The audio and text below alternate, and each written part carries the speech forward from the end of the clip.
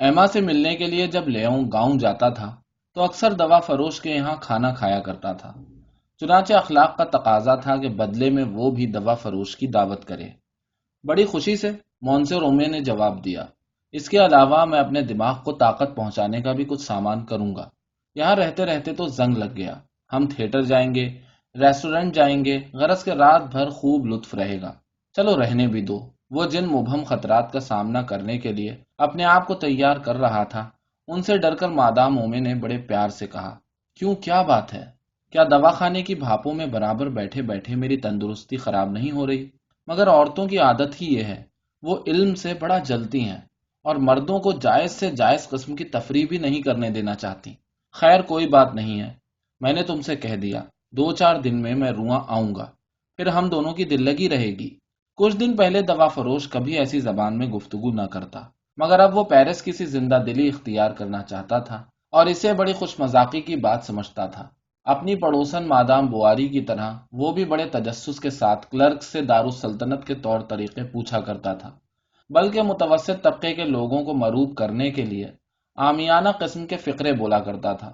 چنانچہ ایک جمعرات کو ایما کو یہ دیکھ کر بڑی حیرت ہوئی کہ لیونڈور کے باورچی خانے میں مونسیور اومے بھی موجود ہے۔ اس نے مسافروں کا لباس پہن رکھا تھا، یعنی وہ ایک پرانے چوغے میں لپٹا ہوا تھا جسے کسی نے پہلے دیکھا ہی نہیں تھا۔ ایک ہاتھ میں چھوٹا سا بکس تھا اور دوسرے میں اپنی دکان والا چھوٹا سا کمبل۔ اس نے اپنے ارادے کی اطلاع کسی کو نہیں کی تھی، کیونکہ اسے ڈر تھا کہ لوگ کہیں اس کی غیر موجودگی سے پریشان نہ ہونے لگیں۔ جس جگہ اس کی جوانی گزری تھی، اسے دوبارہ دیکھنے کے خیال سے وہ بڑا خوش ہو رہا تھا۔ راستے بھر اس کی زبان تالو سے نہیں لگی۔ رواں پہنچتے ہی وہ جلدی سے گاڑی میں سے کودا اور لیوں کی تلاش میں چل کھڑا ہوا۔ کلرک نے اس سے پیچھا چھڑانے کی بہت کوشش کی، مگر سب بے سود۔ مونسے اور اومے اسے کھینچ کے کیفے دلا نورما دی لے گیا۔ وہاں بڑے اکڑ کے اندر داخل ہوا اور اپنی ٹوپی نہیں اتاری۔ اس کے خیال میں ایسی عام جگہوں میں ٹوپی اتارنا قصباتی ہونے کی علامت تھی۔ ایما پون گھنٹے لیوں کا انتظار کرتی رہی۔ آخر وہ بھاگی بھاگی اس کے دفتر پہنچی۔ کبھی اسے کچھ خیال گزرتا تھا، کبھی کچھ، کبھی اسے بے اعتنائی کا الزام دیتی تھی اور کبھی اپنی کمزوری پر لعنت ملامت کرتی تھی۔ غرض کہ اس نے تیسرے پہر کا سارا وقت کھڑکی کے شیشوں سے لگے لگے گزارا۔ 2 بجے بھی لیوں اور اومے ریسٹورنٹ میں میز پر آمنے سامنے بیٹھے تھے۔ بڑا کمرہ اب خالی ہوتا جا رہا تھا۔ آتش دان کا نلکا کھجور کے درخت کی شکل کا تھا۔ اس کے ملمہ دار پتے سفید چھت پر پھیلے ہوئے تھے۔ کھڑکی سے باہر چمکدار دھوپ میں ایک سفید حوض کے اندر ایک چھوٹا سا فوارہ غرغر کر رہا تھا۔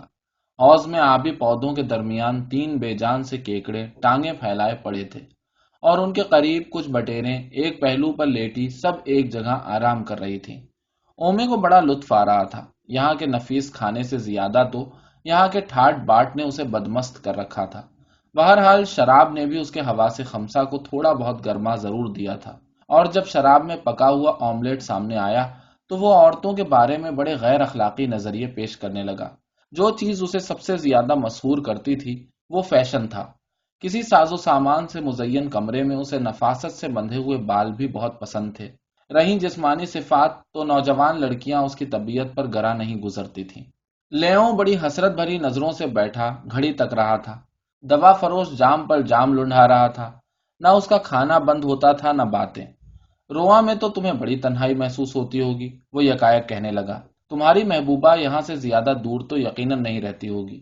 لیوں ذرا شرمایا تو وہ بولا، شرماؤ مت، صاف صاف بتاؤ، کیا تمہیں اس سے انکار ہے کہ یونویل میں؟ لیوں نے ہکلاتے ہوئے کچھ کہا۔ مادام بواری کے یہاں تم اس سے عشق لڑا رہے ہو؟ کس سے؟ خادمہ سے۔ دوا فروش مذاق نہیں کر رہا تھا، مگر لیوں کی خود پرستی عاقبت اندیشی پر غالب آ گئی اور وہ کوشش کے باوجود احتجاج کیے بغیر نہ رہ سکا۔ اس کے علاوہ اسے تو صرف گہرے رنگ کی عورتیں پسند تھیں۔ مجھے تمہاری بات سے اتفاق ہے، دوا فروش بولا۔ ان کے جذبات زیادہ شدید ہوتے ہیں۔ اور اس نے اپنے دوست کے کان میں وہ علامتیں گنوائیں جن سے پتہ چل سکتا ہے کہ عورت کے جذبات شدید ہیں یا نہیں۔ بلکہ اس نے تو نسلیاتی بحث بھی شروع کر دی۔ جرمن عورت تنک مزاج ہوتی ہے، فرانسیسی عورت کھل کھیلتی ہے، اطالوی عورت بڑی نفس پرست ہوتی ہے، اور حبشی عورتیں؟ کلرک نے پوچھا۔ یہ تو فنکاروں کے مذاق کی چیزیں ہیں، اومے نے کہا۔ بوائے، 2 پیالی قہوہ۔ اب چلیں نا؟ آخر لیوں نے بے تاب ہو کر پوچھا۔ ہاں، دوا فروش نے جرمن میں کہا۔ لیکن چلنے سے پہلے وہ ریسٹورنٹ کے مالک سے جا کر ملا اور دو چار تعریفی کلمات کہے۔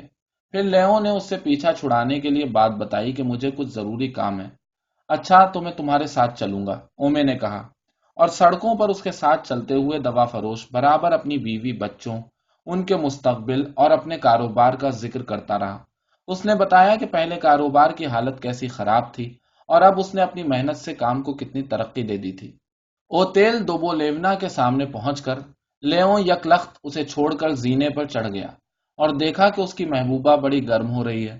دوا فروش کا نام سنتے ہی وہ برس پڑی۔ لیون نے اسے طرح طرح سے سمجھایا کہ اس میں میرا قصور نہیں تھا۔ کیا تم اومے کو نہیں جانتی؟ کیا تم سمجھتی ہو کہ میں تمہارے بجائے اس کے پاس بیٹھنا پسند کروں گا؟ مگر ایما نے منہ موڑ لیا۔ لیون نے اسے اپنی طرف کھینچا اور گھٹنوں پر گر کے اس کے کمر میں بڑے لطیف انداز سے ہاتھ ڈال دیے، جس میں لذت اندوزی اور التجا دونوں شامل تھیں۔ ایما کھڑی تھی اور بڑی سنجیدگی بلکہ بڑے خوفناک انداز سے اس کی طرف دیکھ رہی تھی۔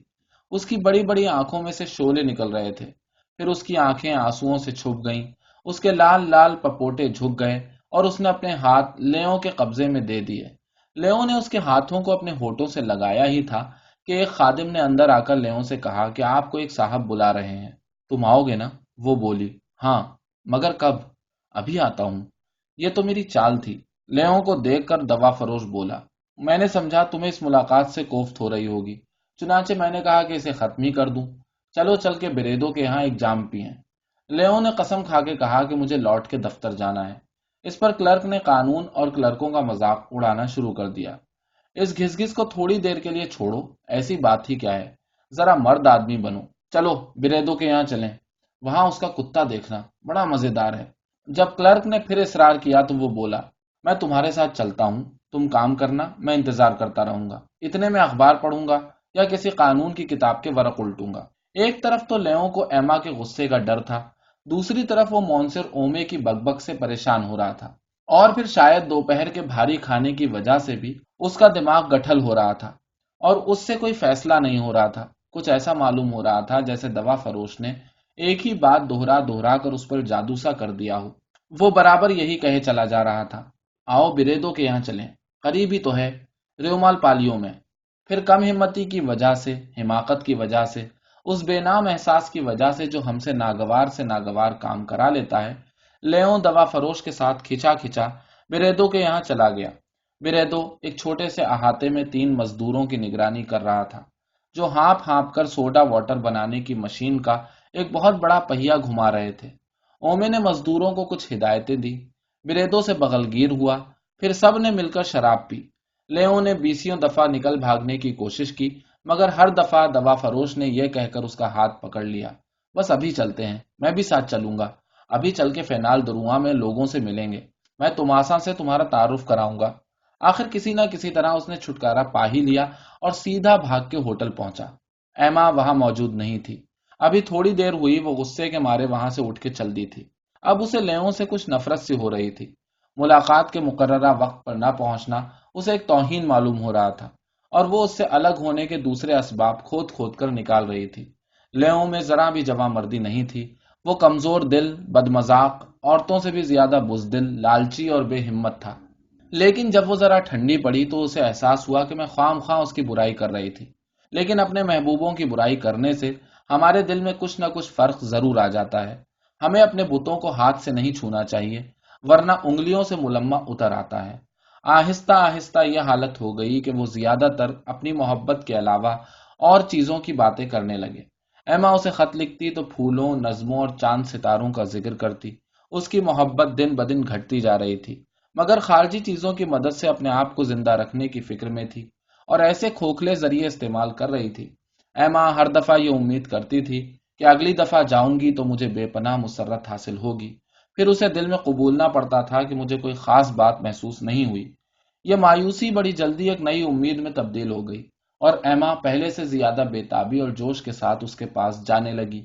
وہ ایسے وحشی پن سے کپڑے اتارتی کہ اس کی کرتی کی نازک نازک بیلیں پھٹ جاتی اور لہراتے ہوئے سانپ کی طرح اس کے کولہوں کے چاروں طرف لپٹ جاتی۔ وہ ننگے پیر پنجوں کے بل چلتی، ایک دفعہ پھر جا کے دیکھتی کہ دروازہ بند ہے یا نہیں، پھر سر سے پیر تک زرد، سنجیدہ، مہر بلب ایک ساتھ آ کے تھر تھراتی ہوئی اس کے سینے پر گر پڑتی۔ مگر اس ٹھنڈے ٹھنڈے پسینے سے تر ماتھے، ان لرزتے ہوئے ہونٹوں، ان وحشت زدہ آنکھوں اور ان باہوں کے دباؤ میں سے لیوں کو کوئی مبہم اور بے مزہ سی چیز نکلتی محسوس ہوتی تھی جو گویا انہیں ایک دوسرے سے الگ کر دیتی تھی۔ اسے ایما سے کچھ پوچھنے کی ہمت نہ ہوتی، مگر ایما کی مہارت دیکھ کر اسے خیال ہوتا تھا کہ وہ غم اور نشاط کے سارے تجربوں سے گزر چکی ہے۔ جس چیز نے ایک زمانے میں اسے مسحور کر رکھا تھا، اب وہ اس سے کچھ ڈرنے سا لگا تھا۔ اس کے علاوہ ایما کی شخصیت میں اتنا محو رہنا اسے گراں گزرنے لگا تھا، اور اس کی بغاوت روز بروز نمایاں ہوتی جا رہی تھی۔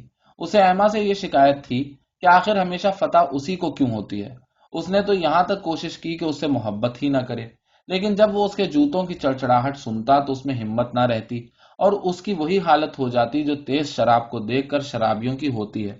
ایما کی گوناگوں عنایتوں میں کوئی کمی نہیں آئی۔ وہ اسی طرح نفیس سے نفیس کھانے کھلاتی، بڑے ٹھسے کا لباس پہنتی، اور اسے بڑی پیار بھری نظروں سے دیکھتی۔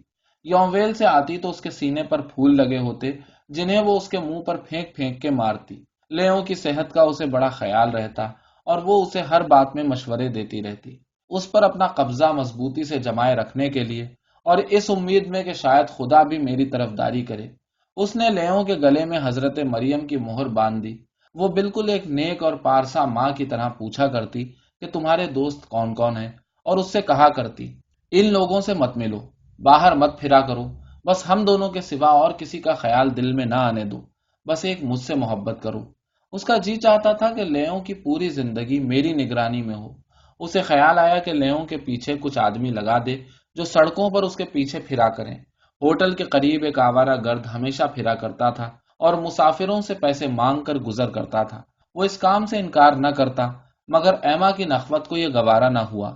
اوہ، اپنے آپ بھگتے گا، مجھے دھوکہ دیتا ہے تو دینے دو، میرا کیا حرج ہے، جیسے مجھے اس کی بڑی پرواہ ہے۔ ایک دن جب وہ دونوں ایک دوسرے سے ذرا سویرے رخصت ہو گئے تھے اور ایما خیابان کی طرف سے ہوتی ہوئی واپس آ رہی تھی تو اسے اپنے اسکول کی دیواریں نظر آئیں۔ پھر وہ درختوں کے سائے میں ایک بینچ پر بیٹھ گئی۔ وہ زمانہ بھی کیسے سکون کا تھا۔ اس کا جی چاہنے لگا کہ اسے محبت کے وہ انمٹ جذبات پھر واپس مل جائیں جنہیں وہ کتابیں پڑھ پڑھ کر اپنے تصور میں دیکھا کرتی تھی۔ اپنی شادی کا پہلا مہینہ، گھوڑے پر چڑھ کر جنگل کی سیریں، وائکاؤنٹ کے ساتھ ناچ، لاگاردی کا گانا، یہ سب چیزیں پھر اس کی آنکھوں کے سامنے پھرنے لگیں، اور لیوں اسے یکایک اتنا ہی دور دراز معلوم ہوا جتنے اور لوگ تھے۔ مگر مجھے تو اس سے محبت ہے، وہ دل ہی دل میں بولی۔ کچھ بھی ہو، وہ خوش نہیں تھی، وہ کبھی خوش نہیں رہی تھی۔ زندگی میں یہ ایک کمی سی کیوں تھی؟ یہ کیا بات تھی کہ وہ جس چیز کا سہارا لیتی ہے اسی کو فوراً گھل لگ جاتا ہے؟ لیکن اگر کہیں کوئی قوی اور حسین و جمیل شخص ہے، کوئی باہمت روح ہے جس میں کوئی الوہیت ہو اور نفاست بھی، اگر کہیں فرشتے کے جسم میں شاعر کا سا دل ہے، کوئی ایسا رباب ہے جس کے مرتعش تار آسمانوں کو غمناک نغمے سناتے ہوں، تو کیا خبر وہ اسے ایک دن مل ہی جائے؟ آہ، کیسی ناممکن بات ہے۔ کوئی چیز بھی تو اس قابل نہیں کہ اسے ڈھونڈا جائے۔ ہر چیز سرتاپا جھوٹ ہے۔ ہر مسکراہٹ کے پیچھے اکتاہٹ کی جمائیاں چھپی ہوئی ہیں۔ ہر مسرت ایک لعنت ہے، ہر لذت میں سیری ہے، اور شیریں سے شیریں بوسے ہونٹوں پر کسی اور بھی بڑی مسرت کی کبھی پوری نہ ہونے والی آرزو چھوڑ جاتے ہیں۔ ہوا میں ایک بھاری بھرکم اور لمبی سی آواز پیدا ہوئی، اور مدرسے کی گھڑی نے 4 بجائے۔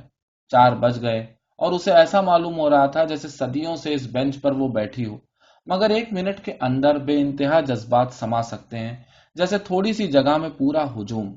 ایما اپنے جذبات میں مگن رہنے لگی، اور روپے پیسے کے معاملات سے ایسی بے فکر ہو گئی جیسے کوئی نواب زادی ہو۔ ایک دن ایک نچا کھٹا سا آدمی جس کا رنگ خوب سرخ اور سر گنجا تھا اس کے گھر آیا اور کہنے لگا کہ مجھے رواں سے مونسیور وانسار نے بھیجا ہے۔ اس کے لمبے چوڑے ہرے اوور کوٹ کی جیبوں میں پن لگے ہوئے تھے۔ اس نے یہ پن نکال کر اپنی آستین میں کھوسے اور بڑے ادب سے کاغذ ایما کے سامنے پیش کیا۔ یہ 700 فرانک کا تمسک تھا جس پر ایما کے دستخط تھے اور جس کا روپیہ لیوریو نے اپنے تمام وعدوں کے باوجود وانسار کو ادا کر دیا تھا۔ ایما نے لیوریو کو بلانے کے لیے آدمی بھیجا، مگر وہ آ نہیں سکا۔ اجنبی اسی طرح کھڑا تھا اور بھورے رنگ کی گھنی بھووں سے ڈھکی ہوئی آنکھوں سے بڑے استعجاب کے ساتھ چاروں طرف دیکھ رہا تھا۔ اس نے بڑے معصوم بن کے پوچھا، میں مونسیور وانسار کو کیا جواب دوں؟ ہاں، ایما بولی، ان سے کہہ دو کہ ابھی میرے پاس ہے نہیں، اگلے ہفتے بھیج دوں گی، ذرا انتظار کریں۔ ہاں، بس اگلے ہفتے۔ اور وہ آدمی بغیر کچھ کہے سنے چلا گیا۔ लेकिन अगले दिन 12 बजे उसे एक समन मिला। यह मोहर लगा हुआ कागज देखकर, जिस पर बड़े बड़े हरफों में कई जगह मेयर एरा मजिस्ट्रेट बेहोशी लिखा था, वो ऐसी घबराई के सरपट भागती हुई सौदागर के यहाँ पहुंची। वो अपनी दुकान में बैठा हुआ एक पार्सल बना रहा था। मैं तो आपका ताबेदार हूं, वो बोला, आपकी खिदमत के लिए हाजिर हूं। लेकिन लियोरियो बराबर अपना काम करता रहा। एक कोई 13 साल की लड़की उसकी मदद कर रही थी, जिसकी कमर थोड़ी सी झुकी हुई थी, और जो उसकी क्लर्क भी थी और खादिमा भी। फिर वो लकड़ी के जूतों से फर्श पर खटखट करता मादाम बुआरी को अपने पीछे पीछे लेके पहले दरवाजे की तरफ चला और उसे एक छोटी सी कोठरी में ले गया। यहाँ लकड़ी की एक बहुत बड़ी अलमारी में बही खाते रखे थे और ऊपर से एक लोहे की सलाख लगी हुई थी जिसमें ताला पड़ा था। दीवार के पास फटे पुराने पर्दों के नीचे एक लोहे का संदूक नजर आ रहा था, जो इतना बड़ा था कि उसमें तमस्सुकों और रुपए के अलावा और चीजें भी जरूर रखी होंगी। दरअसल मोंसियोर लियोरियो चीजें गिरवी भी रखता था, और उसने मादाम बुआरी की सोने की जंजीर यहीं रख छोड़ी थी, और साथ ही बेचारे बुढ़े तेलिए के बुंदे भी, जिसने आखिर मजबूर होकर अपनी जायदाद बेच दी थी और के कापुआ में पंसारी की एक मामूली सी दुकान खरीद ली थी, जहां वो अपनी मोमबत्तियों के दरमियान बैठा दमे से मर रहा था, जो बाहर सूरत उसके चेहरे से कम जर्द थी। लियोरियो बेत की एक बड़ी सी आराम कुर्सी पर बैठ गया और बोला, कहिए क्या खबरें हैं? देखो। और उसने लियोरियो को वो कागज दिखाया। अच्छा, तो मैं अब क्या कर सकता हूँ? अब एमा को गुस्सा आ गया और उसने याद दिलाया कि तुमने वादा किया था कि मैं आपके किसी तमस्सुक का रुपया अदा नहीं करूंगा। लियोरियो ने यह बात कबूल ली, लेकिन मैं खुद मजबूर था। मेरे गले पर तो छुरी रखी थी। अब क्या होगा? वो बोली। ओहो, बड़ी सीधी सी बात है। हाकिम का फैसला और फिर कुर्की, बस इतनी सी बात है। एमा का जी चाहा कि उसके एक थप्पड़ दे। उसने अपने आप को बड़ी मुश्किल से रोका और बड़े मुलायम तरीके से पूछा कि मोंसियोर वांसार को किसी तरीके से चुप नहीं किया जा सकता। बहुत खूब, वांसार को रोकना। आप उसे जानती नहीं है, उसका मिजाज तो अरबों से भी ज्यादा सख्त है। एमा ने कहा कि तुम्हें कुछ ना कुछ तो करना ही चाहिए। अच्छा तो सुनिए, मालूम होता है कि मैंने अब तक आपके साथ बड़ी रियायत बरती है। और एक बही खाता खोलकर बोला, देखिए। फिर सफे पर उंगली फिराते हुए कहने लगा, जरा देखें तो सही। देखें तो। 3 अगस्त 300 फ्रांक, 17 जून 150 फ्रांक, 23 मार्च 46 फ्रांक। अप्रैल में वो रुक गया, जैसे डर हो कि कहीं कोई गलती ना हो जाए। इसके अलावा 2 तमस्सुक हैं जिन पर मोंसे और बुआरी के दस्तखत हैं। एक तो 700 फ्रांक का और दूसरा 300 फ्रांक का। फिर आपकी छोटी छोटी किस्तें, ऊपर से सूद, इनकी तो कोई इंतहा ही नहीं। बिल्कुल सर चकरा जाता है। अब मैं इस मामले में नहीं पड़ूंगा। एमा रोने लगी। उसने सौदागर को मेरे अच्छे मोंसियो लियोरियो तक कहा, लेकिन लियोरियो ने हर दफा उसी बदमाश वांसार का उज्र पेश किया। फिर उसके पास एक फूटी कौड़ी भी नहीं थी। आजकल कोई रुपया दे ही नहीं रहा था। हर शख्स उसकी बोटियां नोच रहा था। उस जैसा गरीब दुकानदार किसी को देने को रुपया कहां से लाए? एमा खामोश हो गई, और लियोरियो जो दांतों से एक परदार कलम नोच रहा था, उसकी खामोशी से कुछ मुस्तरिब सा हो गया, क्योंकि वो फौरन कहने लगा, मुमकिन है कि 2-4 दिन में कहीं से रुपया आ जाए, वरना मैं। इसके अलावा वो बोली, बार्नवेल का बाकी रुपया आते ही। क्या? और ये सुनकर लांग लेवा ने अभी तक रुपया नहीं अदा किया, उसने बड़े ताज्जुब का इजहार किया। फिर बड़ी मीठी आवाज में कहने लगा, अच्छा तो आप कहती हैं कि हमारा समझौता हो जाएगा? जो भी शर्त हो मुझे मंजूर है। इस पर उसने सोचने के लिए आंखें बंद कर ली, 2-4 हिंसे लिखे और बोला कि मेरे लिए बड़ी मुश्किल का सामना है। मामला कुछ मशकूक किस्म का है और लोग मेरा खून चूसे ले रहे हैं। इसके बाद उसने 250-250 फ्रांक के 4 तमस्सुक लिखे, जिनकी अदायगी की तारीख एक एक महीने बाद थी। मगर शर्त यह है कि वांसार मेरी बात मान ले। बहरहाल बात तय हो गई। मैं बेवकूफ क्यों बनूं, मैं तो खरा आदमी हूं। इसके बाद उसने बड़ी बेपरवाही से कुछ नया सामान भी दिखाया, और साथ साथ ये भी कहता गया कि मेरी राय में उनमें से भी कोई मादाम के काबिल नहीं है।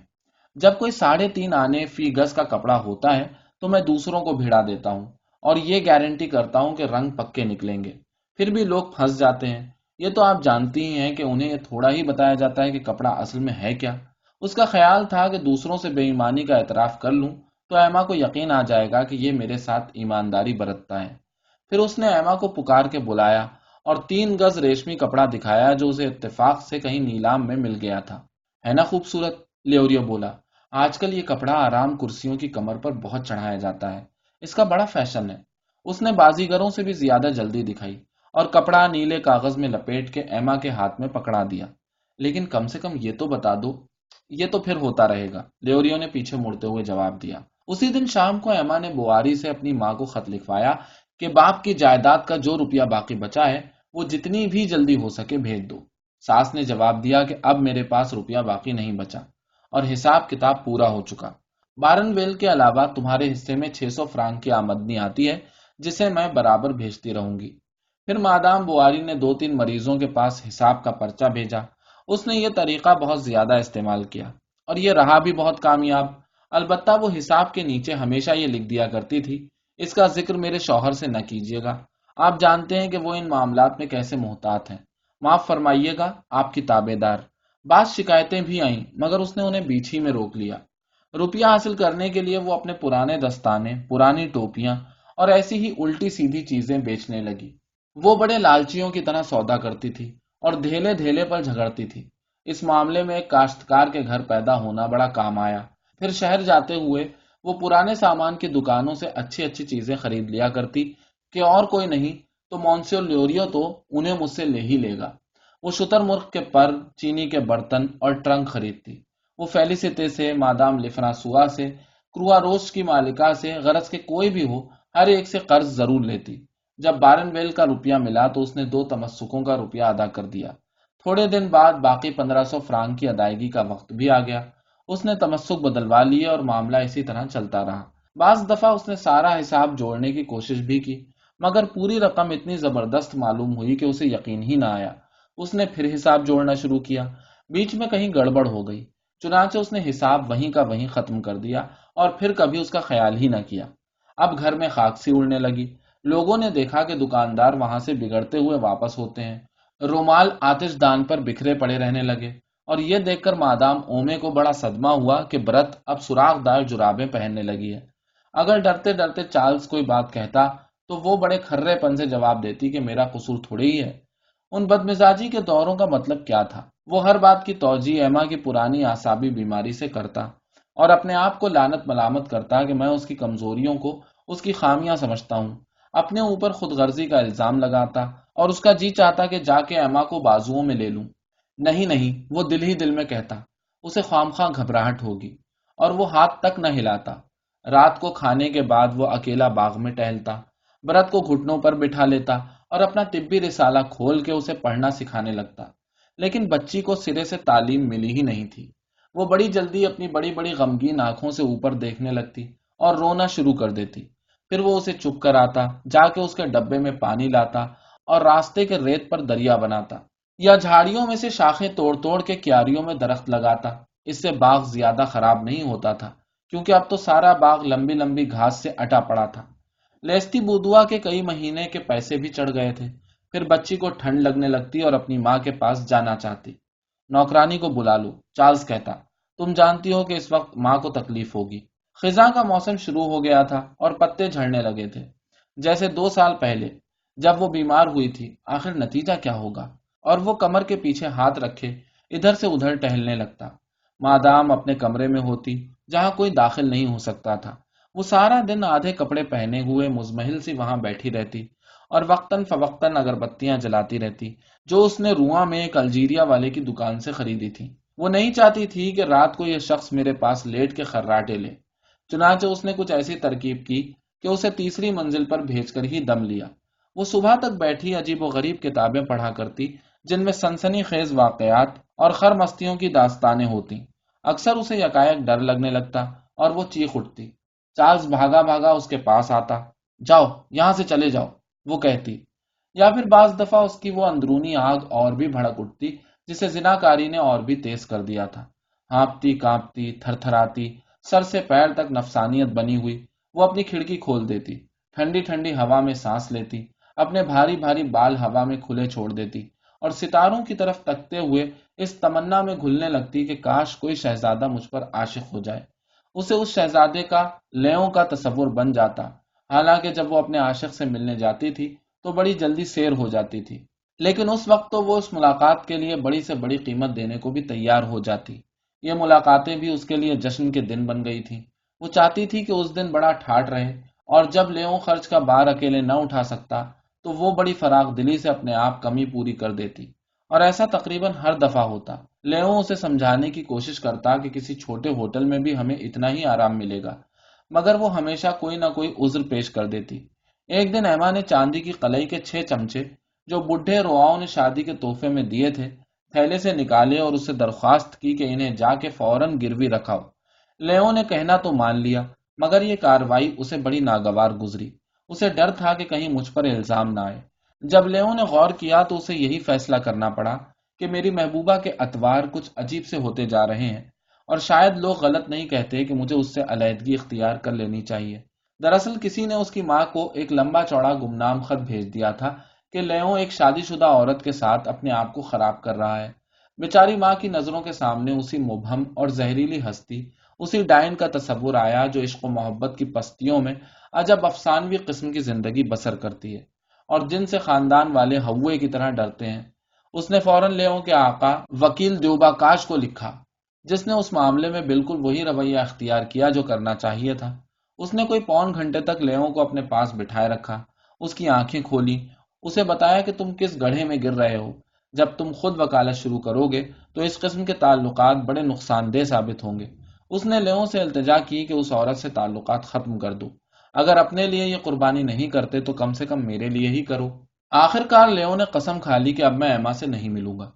بعد میں اس نے اپنے آپ کو بڑی لعنت ملامت کی کہ میں اپنے قول پر قائم نہیں رہ سکا، کیونکہ اس عورت کی وجہ سے خواہ واز سننے پڑیں گے اور خفت اٹھانی پڑے گی، اور صبح کو انگیٹھی کے پاس بیٹھ کر ساتھیوں کی فقرے بازیاں الگ برداشت کرنی پڑیں گی۔ اس کے علاوہ اب وہ تھوڑے دن میں ہیڈ کلرک ہونے والا تھا۔ اب پوری توجہ سے اپنے کام میں لگ جانے کا وقت آ گیا تھا۔ چنانچہ اس نے بانسری، رفیع الشان جذبات، شاعری، یہ سب چیزیں چھوڑ دیں۔ ہر متوسط طبقے کا آدمی جوانی کے جوش میں ایک دن یا ایک لمحے ہی کے لیے صحیح، مگر اپنے آپ کو شدید سے شدید اور وسیع سے وسیع جذبات اور بلند سے بلند کارناموں کے قابل سمجھتا ضرور ہے۔ گھٹیا سے گھٹیا درجے کا عیش پرست بھی محلوں کی شہزادیوں کے خواب ضرور دیکھتا ہے۔ ہر وکیل کے اندر ایک شاعر کے کھنڈر ہوتے ہیں۔ جب ایما نے یکایک اس کے سینے پر سر رکھ کے رونا شروع کیا تو اسے بڑی اکتاہٹ ہوئی، اور ان لوگوں کی طرح جو تھوڑی دیر سے زیادہ موسیقی نہیں سن سکتے، اس کا دل اس محبت کی آواز سن کر اونگنے لگا جس کی نفاستوں کی طرف اب اس کی توجہ تھی ہی نہیں۔ وہ ایک دوسرے سے اتنی اچھی طرح واقف تھے کہ اب ہم آغوشی میں انہیں وہ حیرت ہوتی ہی نہ تھی جس سے لطف 100 گنا بڑھ جاتا ہے۔ اگر لیوں سے اکتا گیا تھا تو وہ بھی لیوں سے بیزار ہو چکی تھی۔ ایما کو زناکاری میں بھی وہی بے لطفی اور سیٹھا پن ملا جو شادی میں ملا تھا، لیکن لیوں سے چھٹکارا کیسے ہو؟ حالانکہ اس لطف اندوزی میں اسے ایک طرح کی پستی اور تذلیل تو محسوس ہوتی تھی، مگر عادت یا بد افعالی کی وجہ سے وہ اسے ترک نہ کر سکتی تھی، اور ان ہم آغوشیوں کی خواہش روز بروز بڑھتی جاتی تھی۔ وہ اتنی زیادہ مسرت حاصل کرنا چاہتی تھی کہ آرزو ہی آرزو میں اس کی ساری صلاحیتیں ختم ہو جاتی تھیں۔ اپنی نامرادیوں کا الزام وہ لیوں پر رکھتی تھی جیسے اس نے دغا کی ہو، بلکہ اسے تو یہ آرزو تھی کہ کوئی ایسا حادثہ پیش آئے جس سے دونوں میں علیحدگی ہو جائے، کیونکہ اس میں اتنی ہمت تھی ہی نہیں کہ وہ خود علیحدگی اختیار کر سکے۔ لیکن ان تمام چیزوں کے باوجود وہ اسے عشقیہ خطوط لکھتی رہی، کیونکہ اس کا خیال تھا کہ عورت کو اپنے عاشق کے نام خط ضرور لکھنے چاہیے۔ مگر جب وہ خط لکھتی تو اس کی نظروں کے سامنے ایک اور ہی آدمی ہوتا، ایک ایسا خیالی پیکر جسے اس نے اپنی شدید ترین یادوں، اپنے نفیس ترین مطالعے اور اپنی زبردست ترین خواہشات سے بنایا تھا، اور آخرکار وہ ایسا حقیقی، ایسا مرئی ہو جاتا کہ حیرت کے مارے خود اس کا دل دھک دھک کرنے لگتا، مگر وہ ایک دیوتا کی طرح اپنی گوناگوں صفات میں اس طرح کھو جاتا کہ ایما اپنے تصور میں اسے صاف طور سے نہ دیکھ سکتی۔ وہ اس نیلگوں سرزمین میں رہتا تھا جہاں چاند کی روشنی میں پھولوں کی خوشبوؤں میں بسی ہوئی سہدری سے ریشم کی سیڑھیاں لٹکی رہتی ہیں۔ وہ اسے اپنے قریب محسوس کرتی، اسے ایسا معلوم ہوتا کہ بس اب وہ آ رہا ہے اور مجھے ایک بوسے میں مغلوب کر لے گا۔ پھر وہ خستہ حال ہو کر گر پڑتی، کیونکہ اس مبہم سی محبت کی سرمستیوں میں وہ اتنی تھک جاتی تھی کہ اتنا تو بڑی سے بڑی رنگ رلیوں میں بھی نہ تھکتی تھی۔ اب اسے ہر وقت ایسا معلوم ہوتا رہتا تھا جیسے سارے بدن میں درد ہو رہا ہو۔ اکثر اس کے پاس سمن اور مہردار کاغذ آتے رہتے، مگر وہ انہیں ٹھیک طرح پڑھتی بھی نہ تھی۔ اس کا جی چاہتا تھا کہ میری زندگی ختم ہو جائے یا پھر میں ہمیشہ سوتی رہوں۔ لینٹ کے درمیانی روزے کے دن وہ رات کو یوویل واپس نہیں آئی، بلکہ ناچ میں چلی گئی جہاں لوگ بھیس بدل بدل کر آئے تھے۔ اس نے مخمل کی برجس، لال جرابیں اور ایک طرف کو جھکا ہوا تکونا ہیٹ پہنا اور نقلی بال لگا لیے۔ وہ ساس کی تند و تیز گت پر رات بھر ناچتی رہی۔ اس کے چاروں طرف لوگ اکٹھے ہو گئے اور صبح کو اس نے دیکھا کہ میں تھیٹر کی سیڑھیوں پر بیٹھی ہوں اور 5-6 مرد اور عورتیں ملاحوں اور مزدورنیوں کا بھیس بدلے ساتھ ہیں۔ یہ لوگ لیوں کے دوست تھے اور اب وہ آپس میں باتیں کر رہے تھے کہ کہیں چل کے کھانا کھایا جائے۔ آس پاس کے ریسٹورنٹ بھرے ہوئے تھے۔ انہیں بندرگاہ کے قریب ایک بہت ہی معمولی قسم کا ریسٹورنٹ نظر آیا جس کے مالک نے انہیں 5ویں منزل پر لے جا کے ایک چھوٹے سے کمرے میں بٹھا دیا۔ مرد ایک کونے میں کھڑے ہو کر کچھ خسر پسر کرنے لگے۔ غالباً وہ خرچ کا حساب لگا رہے تھے۔ ان میں سے ایک تو کلرک تھا، 2 طب کے طالب علم اور ایک دکاندار۔ اسے بھی عجیب ساتھی ملے تھے۔ عورتوں کے لہجے سے ایما بڑی جلدی سمجھ گئی کہ یہ بھی نیچے طبقے کی ہیں۔ اب اسے ڈر لگا۔ اس نے اپنی کرسی پیچھے کھینچ لی اور آنکھیں جھکا لی۔ دوسروں نے کھانا شروع کر دیا۔ ایما نے کچھ نہیں کھایا۔ اس کے سر میں آگ لگی ہوئی تھی، آنکھوں میں درد ہو رہا تھا اور کھال ٹھنڈی برف پڑی تھی۔ اسے ایسا معلوم ہو رہا تھا جیسے رقص گاہ کے فرش پر ہزاروں ناچتے ہوئے پیروں کی آہنگدار آواز اس کے سر میں گونج رہی ہو۔ شراب کی بو اور سگاروں کے دھوئیں سے اسے چکر آنے لگا۔ وہ بے ہوش ہو گئی اور لوگ اسے اٹھا کے کھڑکی کے پاس لے گئے۔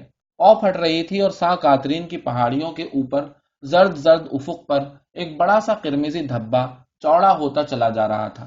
دریا کا زرد زرد پانی ہوا سے ہل رہا تھا۔ پل بالکل خالی پڑے تھے اور سڑکوں کے لیمپ گل ہوتے جا رہے تھے۔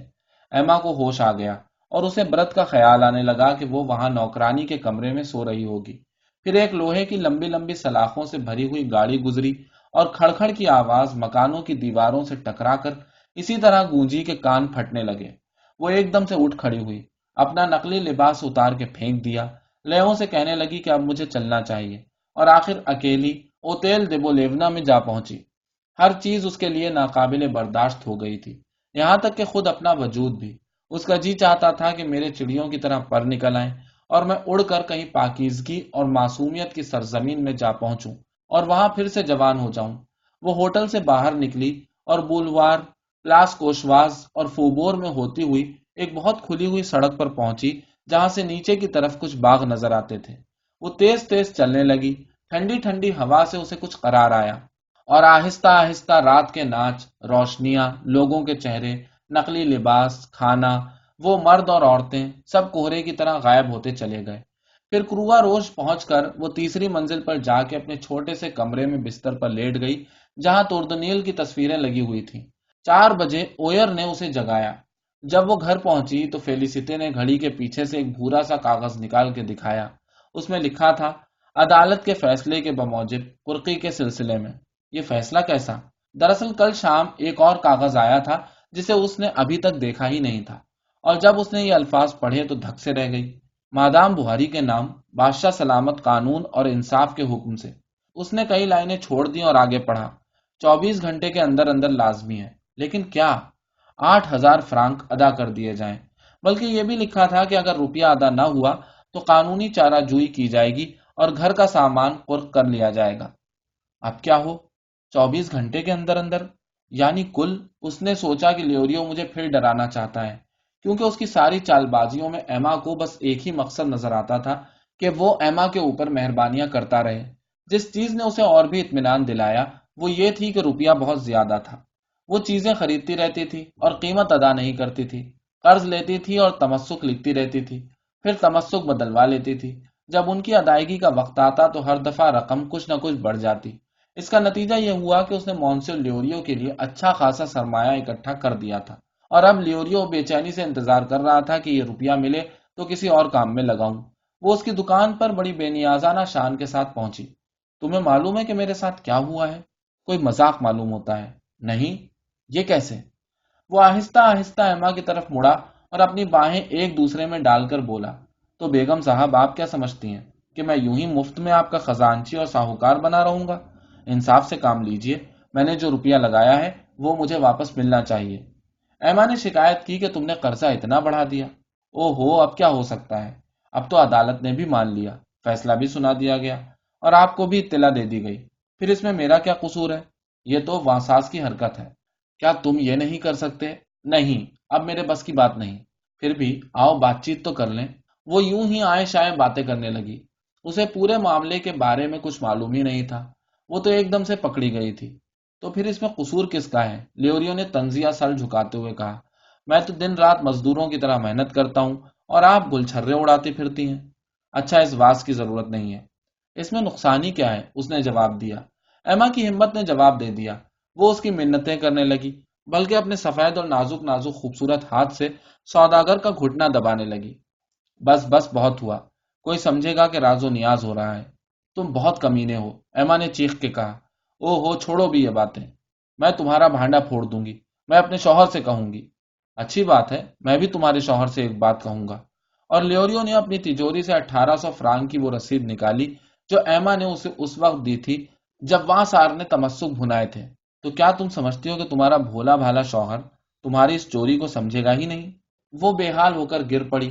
وہ ایسی مردہ ہو رہی تھی جیسے کسی نے کلہاڑی سے مار گرایا ہو۔ لیوریو کھڑکی سے تجوری تک ادھر ادھر پھر رہا تھا اور بار بار یہی کہہ رہا تھا، ہاں، میں اسے جا کے دکھاؤں گا، اسے جا کے دکھاؤں گا۔ پھر وہ اس کے قریب آیا اور ملائم سی آواز میں بولا، یہ کوئی خوشگوار بات تو واقعی نہیں ہے، مگر خیر، آخر ایسی بات ہی کیا ہے، کوئی مر تھوڑی ہی جاؤ گی۔ پھر چونکہ تم سے روپیہ وصول کرنے کا کوئی اور طریقہ رہا بھی نہیں۔ لیکن میں روپیہ لاؤں کہاں سے؟ ایما نے اپنا ہاتھ مروڑتے ہوئے کہا۔ اوہ، تمہارے اتنے دوست جو ہیں۔ اور اس نے ایما کی طرف ایسی تیز اور خوفناک نظروں سے دیکھا کہ اس کا رواں رواں کانپ اٹھا۔ وہ کہنے لگی، میں دستخط کرنے کا وعدہ کرتی ہوں۔ تمہارے دستخط تو میرے پاس بہت ہے، میں کوئی چیز بیچ دوں گی۔ چلو رہنے بھی دو، اس نے کندھے جھٹکتے ہوئے کہا، تمہارے پاس کچھ ہے ہی نہیں۔ اور اس نے دکان کی طرف والے سوراخ میں منہ لگا کر آواز دی، اینیت، نمبر 14 کی 3 رسیدیں نہ بھولنا۔ ملازمہ اندر آئی۔ ایما سمجھ گئی اور پوچھا کہ قرقی روکنے کے لیے کتنے روپے کی ضرورت ہے۔ اب تو بہت دیر ہو گئی، لیکن اگر میں تمہیں 2-4 ہزار فرانک لا دوں، مثلاً پوری رقم کا 1/4 یا تہائی، یا ممکن ہو تو سارا روپیہ؟ نہیں، اب کوئی فائدہ نہیں۔ اور اس نے ایما کو آہستہ سے زینے کی طرف دھکیل دیا۔ مونسیور لیوریو، میں تم سے التجا کرتی ہوں کہ مجھے 2-4 دن اور دے دو۔ وہ سبکیاں لے رہی تھی۔ اچھا، پسوے بہانے لگی، مجھے نا امید مت کرو، مجھے تمہاری امید یا نا امیدی سے کیا لینا دینا، اس نے دروازہ بند کرتے ہوئے کہا۔